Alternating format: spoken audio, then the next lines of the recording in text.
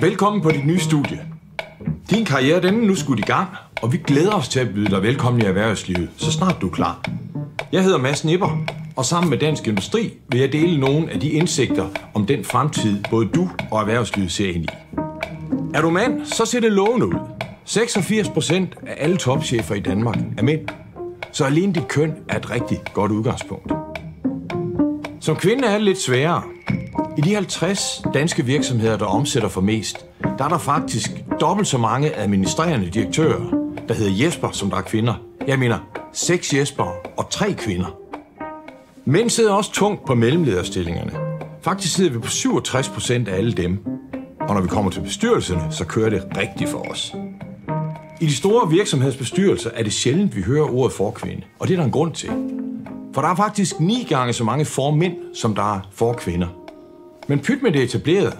Man kan bare starte noget selv. Eller kan man? 89,5% af al investeringskapital i startups, det gik til startups, der var startet af mænd. Og det tilsvarende tal for kvinder, det er 1,7%. Der er faktisk kun et sted, hvor vi mænd er på bagkant. Og det er fordi kvinderne stadigvæk er CEOs i familien. I tager hovedparten af barsels- og forældreorloven.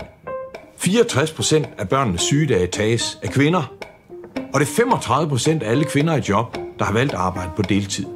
Og som tak, så halter jeres pension efter med 28%. Her må vi altså lige op os lidt. For ifølge en analyse er det først i år 2067, at der vil være ligestilling mellem kvinder og mænd på de danske direktørgange.